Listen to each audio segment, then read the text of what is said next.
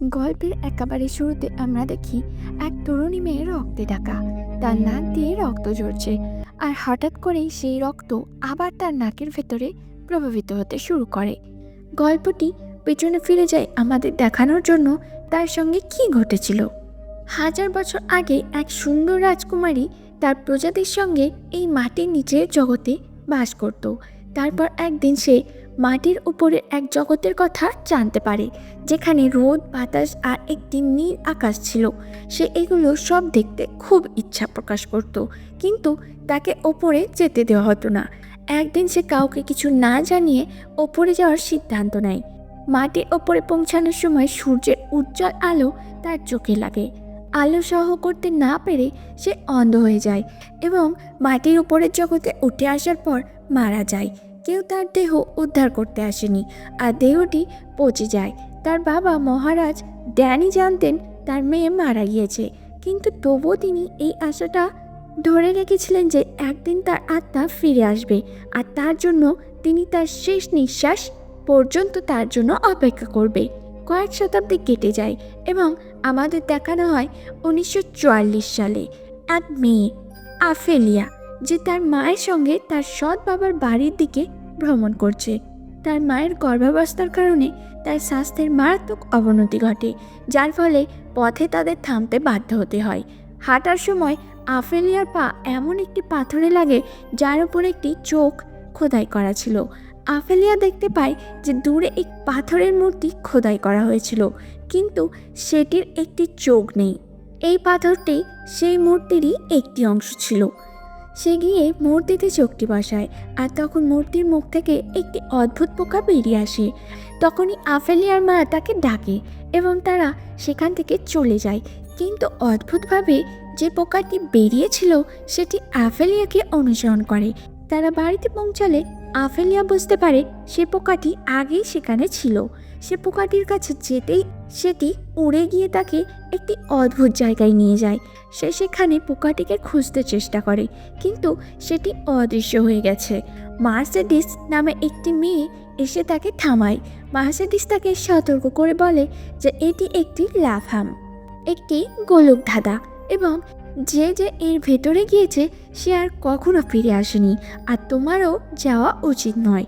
তারা তখন বাড়ির দিকে ফিরে যায়। তখন আমরা দেখি প্রাণীটি এখনও তাদের দিকে তাকিয়ে আছে। বাড়িতে আমাদের দেখানো হয় ফেলিশিয়ার ক্যাপ্টেনকে, যে অত্যন্ত নিষ্ঠুর। স্প্যানিশ গৃহযুদ্ধের সময় ক্যাপ্টেন সব গেরিলা দলকে হত্যা করতে চায়, যারা আসলে সাধারণ নাগরিক। নিজেদের অধিকারের জন্য লড়াই করতে বিদ্রোহী হয়ে উঠেছে। বিদ্রোহীদের হত্যা করার চেষ্টায় সে প্রায় সাধারণ নাগরিকদেরও বিদ্রোহী তকমা দিয়ে হত্যা করে। দেখা যায় যে ক্যাপ্টেন আফেলিয়াকে পছন্দ করে না এবং তার মায়ের প্রতিও খুব একটা যত্নশীল নয়, যিনি সেই সময় গর্ভবতী ছিলেন। এইসব সত্ত্বেও সে আফেলিয়ার মাকে হুমকি দেয় যে যদি তাদের ছেলে জন্ম না নেয় তবে সে তাকে বাড়িতে থাকতে দেবে না।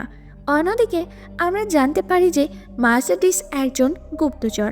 আসলে সে গেরিলা দলের নেতার বোন, এবং সে গেরিলা দলকে সব তথ্য সরবরাহ করার জন্য এখানে কাজ করে। এমনকি তাদের ডাক্তারও গেরিলা দলের সঙ্গে যুক্ত হয়েছে। রাতে আফেলিয়া তার মায়ের সঙ্গে ঘুমানোর প্রস্তুতি নিচ্ছে। তখন সে লক্ষ্য করে যে সে পোকাটি বারবার তার কাছে আসছে। সেটি তার ঘরেই রয়েছে। সে সেটিকে মনোযোগ দিয়ে দেখে এবং বুঝতে চেষ্টা করে এটি কে। সে রূপকথার গল্পে এতটাই মগ্ন ছিল যে সব কিছুকেই সে পড়ি বলে মনে করত। সে তার রূপকথার বই খুলে পোকাটিকে জিজ্ঞেস করে, তুমি কি পড়ি? পোকাটি পরীর ছবি দেখে একটি পরীতে পরিণত হয় এবং আফেলিয়াকে তার সঙ্গে আসতে ইশারা করে। আফেলিয়া অনুসরণ করে, আর পরী তাকে ল্যাভেরিনে নিয়ে যায়। সেখানে সে সেই একই সিঁড়ি দেখতে পায় যা আমরা সিনেমার শুরুতেই রাজকুমারীকে উঠতে দেখেছিলাম। আফেলিয়া ভয়ে ভয়ে নামতে থাকে এবং সে একটি ভয়ঙ্কর প্রাণীকে দেখে, যে তাকে দেখে অত্যন্ত আনন্দিত হয়। সে বলে, তুমি এসেছো, আমি এত বছর ধরে তোমার জন্য অপেক্ষা করছি। আফেলিয়া প্রাণীটিকে দেখে খুব ভয় পায়। প্রাণীটিকে বলে, আমাকে ভয় পেও না, আমি তোমার শত্রু নয়। আমার নাম ফর্ম এবং আমি তোমার দাস। তুমি একজন রাজকুমারী। তুমি এই জগতের নও, তুমি পাতাল জগতের। তুমি সেখানকার রাজার কন্যা। তোমার নাম প্রিন্সেস মোয়ানা। আফেলিয়া বলে, এটা সত্য নয়, আমার বাবা একজন দর্জি ছিলেন। যদি তুমি আমাকে বিশ্বাস না করো, বাড়ি গিয়ে তোমার কাঁধের ওপর তাকাও, সেখানে একটি অর্ধচন্দ্র থাকবে এবং সেটাই প্রমাণ করবে তুমি প্রিন্সেস মোয়ানা। তোমার বাবা তোমাকে তোমার জগতে ফিরিয়ে আনার জন্য অনেক দরজা খুলেছিলেন, এখন শুধু একটি দরজা বাকি, আর সেই দরজাটি তখনই খুলবে যখন তুমি কিছু ধাঁধা সমাধান করবে। তোমাকে এটাও প্রমাণ করতে হবে যে এই জগতে আসার পর তোমার মনুষ্যত্ব হারিয়ে যায়নি। সব ধাঁধা সমাধান করতে পারলেই তোমার জগতের দরজা খুলবে। তোমাকে 3টি ধাঁধা সমাধান করতে হবে।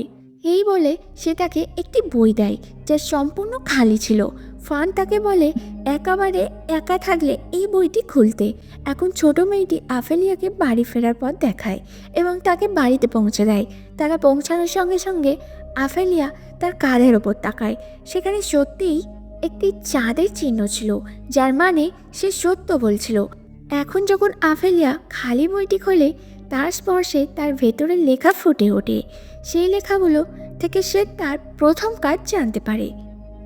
এই বাড়ি থেকে কিছু দূরে একটি বিশাল ডুমুর গাছ রয়েছে, যার শিকড়ের কাছে একটি বিশাল ব্যাঙ শুয়ে আছে। ব্যাঙটির চারপাশে রয়েছে 3টি জাদুকরি সোনালী বল, যেগুলো তাকে ব্যাঙটির পেটের ভেতরে রাখতে হবে। এরপর ব্যাঙটির পেট থেকে একটি সোনার চাবি বেরিয়ে আসবে, যেটি তাকে নিতে হবে। এটাই ছিল তার প্রথম কাজ। আফেলিয়া সঙ্গে সঙ্গে বাইরে যায় এবং গাছটি খুঁজে পায়। এত বড় ব্যাঙ দেখে সে প্রথমে ভয় পেয়ে যায়, কিন্তু সে জলাভূমিতে ঢুকে 3টি জাদুকরি সোনালী বল খুঁজে পায়। বলগুলি নিয়ে ব্যাঙটির মুখে দেওয়ার পর ব্যাঙটি হঠাৎ অনেকটা বমি করে, আর সেই বমির ভেতরেই সে সোনার চাবিটি খুঁজে পায়। এইভাবে তার প্রথম কাজ সম্পন্ন হয়। সে খুশি মনে বাড়ি ফিরে আসে। সে যখন স্নান করছিল, তখন পোকাটি আবার তার কাছে আসে, আর আফেলিয়া উত্তেজিত হয়ে বলে, আমাকে আবার লিভারেনে নিয়ে চলো।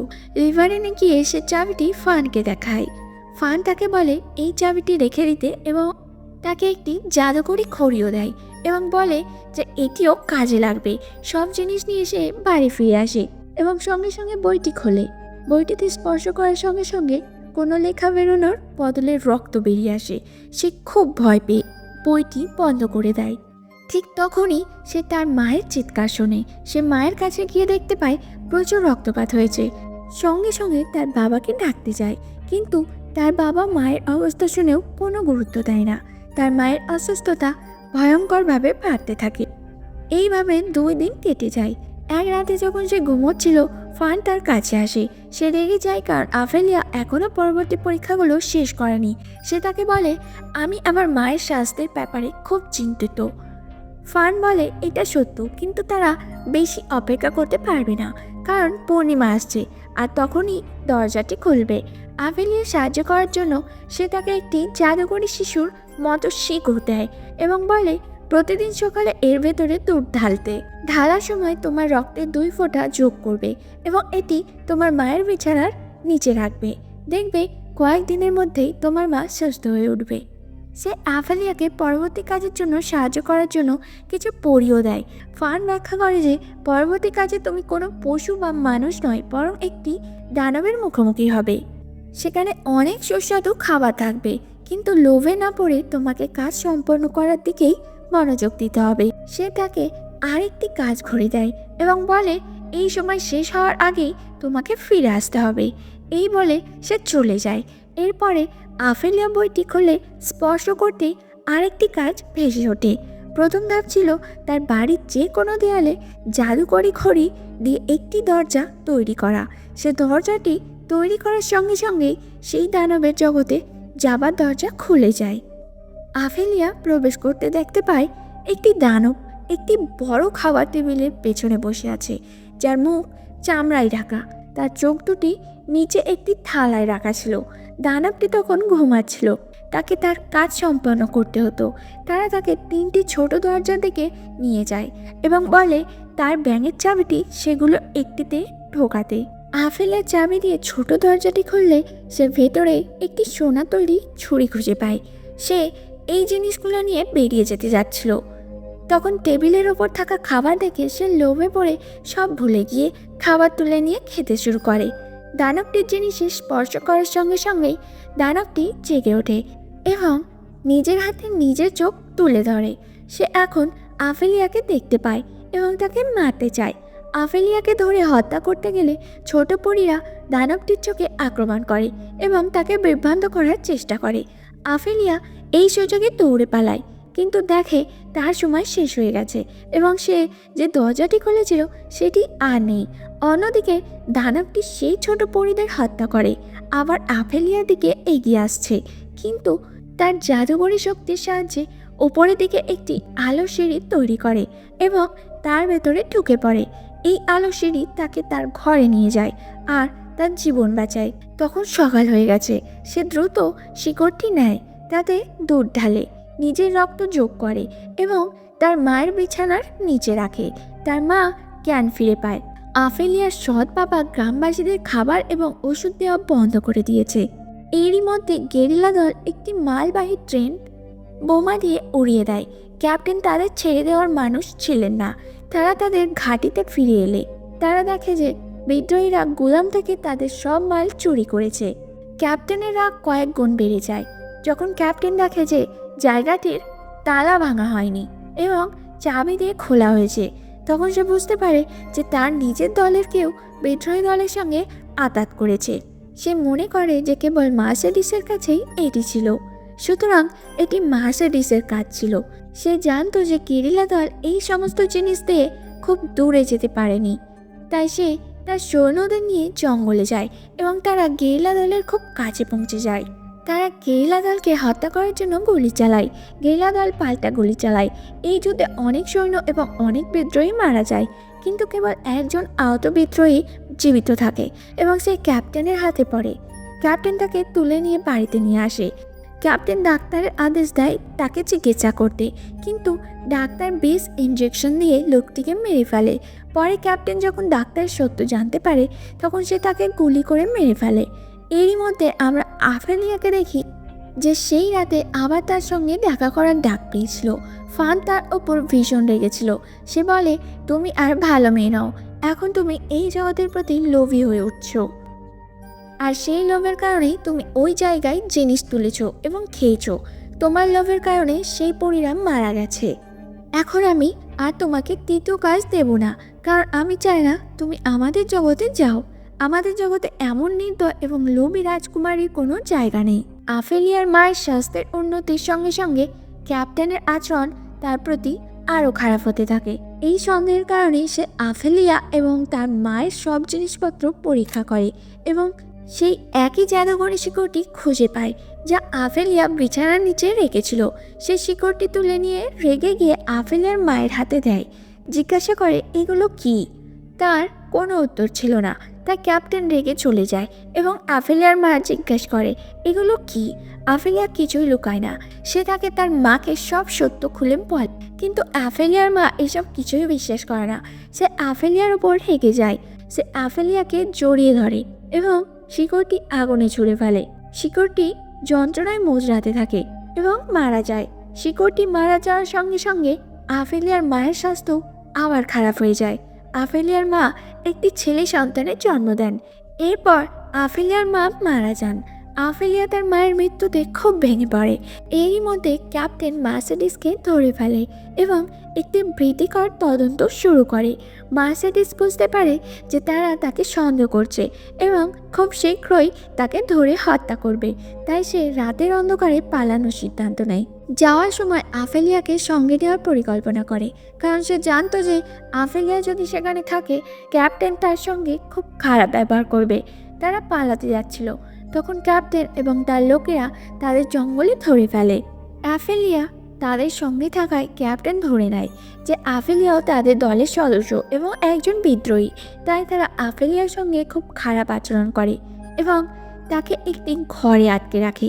এরপর তারা মার্সেডিসের দিকে এগিয়ে চলে।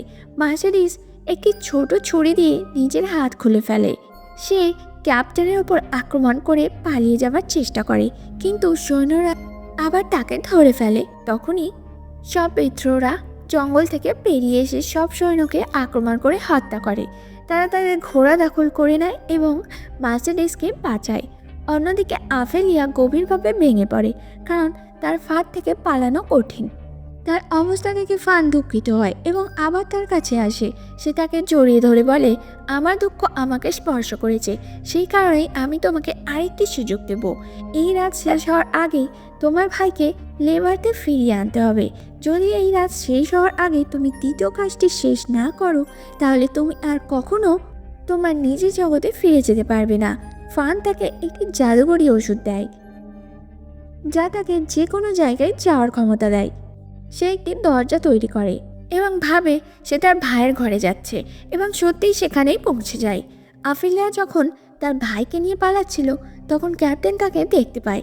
সে যখন তাকে তাড়া করতে বেরোয়, তখন সে আবিষ্কার করে যে একদল গেরিলা তাদের আক্রমণ করছে।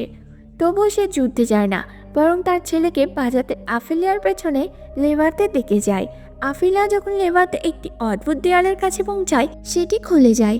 আফিলিয়া দেয়ালের ভেতরে প্রবেশ করে এবং ভেতরে পথ খুঁজে পায়, কিন্তু ক্যাপ্টেন বিভ্রান্ত হয়ে পড়ে, কারণ সামনে যাওয়ার কোনো রাস্তা ছিল না, আর আফিলিয়াকেও কোথাও দেখা যাচ্ছিল না। এর মধ্যে ফান আফিলিয়াকে বলে যে তাকে তার ভাইকে আঘাত করতে হবে এবং তার রক্তের 2 ফোঁটা মেঝেতে ঢালতে হবে, তাহলেই তার জগতের দরজা খুলবে। এটা শুনে আফিলিয়া ভয় পেয়ে যায় এবং ঘোষণা করে, আমি এই জগতে চিরকাল বেঁচে থাকলেও আমি আমার ভাইকে আঘাত করব না বা তাকে কোনো কষ্ট দেব না। ঠিক তখনই ক্যাপ্টেন এসে যায় এবং তার আগমনের সঙ্গে সঙ্গে আমরা জানতে পারি যে সে ফানকে দেখতে পায় না। সে আফিলিয়ার হাত থেকে তার ছেলেকে নিয়ে নেয়। এরপর সে আফিলিয়াকে গুলি করে এবং বাইরে চলে যায়। বেচারি আফিলিয়া মাটিতে লুটিয়ে পড়ে। ক্যাপ্টেন যখন ঝোপের মধ্য দিয়ে দরজা থেকে বেরিয়ে আসে, তখন সে তাকে সব বৃদ্ধই তাকে ঘিরে ফেলেছে। মার্সেডিস এগিয়ে আসে, তার হাত থেকে তার ছেলেকে নিয়ে নেয়। এরপর বিদ্রোহীরা তাকে গুলি করে হত্যা করে। দৃশ্যটি আবার আফিলিয়ার কাছে ফিরে আসে। সে এখন মাটিতে পড়ে আছে, তার নাক দিয়ে রক্ত ঝরছে। এটি সেই একই দৃশ্য যা সিনেমার শুরুতে দেখানো হয়েছিল। সে মারা যাচ্ছে এবং এই মুহূর্তে সে একটি অদ্ভুত কণ্ঠস্বর শোনে। তাকে বলে, জেগে ওঠো আমার কন্যা, তুমি আমার নিজের জগতে ফিরে এসেছো। আফিলিয়া যখন তার চোখ খোলে, সে নিজেকে একটি সুন্দর প্রাসাদের ভেতরে দাঁড়িয়ে থাকতে দেখে। এটি আসলে একটি পাতাল জগৎ ছিল। অবশেষে সে তার নিজের জগতে ফিরে এসেছিল। সে ভাবছিল কিভাবে সে তৃতীয় কাজটি সম্পন্ন না করেই এই জগতে ফিরে এসেছে। তার বাবা তাকে বলে যে তৃতীয় কাজটি আসলে একটি পরীক্ষা ছিল। আমরা দেখতে চেয়েছিলাম সেই জগতের নিষ্ঠুরতা তোমার হৃদয়ে প্রবেশ করেছে কিনা। সেই কারণেই আমরা তোমাকে তোমার ভাইকে আঘাত করার কাজ দিয়েছিলাম, কিন্তু তুমি তোমার ভাইকে আঘাত করার বদলে নিজের জীবন উৎসর্গ করতে বেছে নিয়েছিলে। এটি তোমার করুণা প্রমাণ করছে, আর এভাবেই তোমার কাজ সম্পন্ন হয়েছিল এবং তুমি তোমার নিজের জগতে ফিরে আসতে পেরেছিলে। যদি তুমি সেই সময় ফানের কথা শুনে তোমার ভাইকে আঘাত করতে, তাহলে তুমি কখনো এই জগতে ফিরে আসতে পারতে না। জগতে উৎসব শুরু হয় এবং আফিলিয়া তার সব স্মৃতি ফিরে পায়। তবে বাস্তব জগতে আফিলিয়ার মৃতদেহ সেখানে পড়ে থাকতে দেখানো হয়। মার্সেডিস মৃতদেহটির পাশে বসে গভীরভাবে দুঃখিত ছিল, কারণ সে আফিলিয়াকে বোনের মতো ভালোবেসেছিল। সে তার মৃত্যুতে গভীরভাবে শোকাহত ছিল, কিন্তু সে জানতো না যে আফিলিয়া আসলে মারা যায়নি। সে কেবল তার নিজের জগতে ফিরে গিয়েছিল। আর এভাবেই আফিলিয়া নিজের জগতে ফিরে যাওয়ার গল্পটি সেখানে শেষ হয়। তো বন্ধুরা, গল্পটি কেমন লাগলো অবশ্যই কমেন্টে জানাও, আর চ্যানেলটিকে সাবস্ক্রাইব করে আমাদের পাশে থাকো। দেখা হচ্ছে পরবর্তী ভিডিওতে।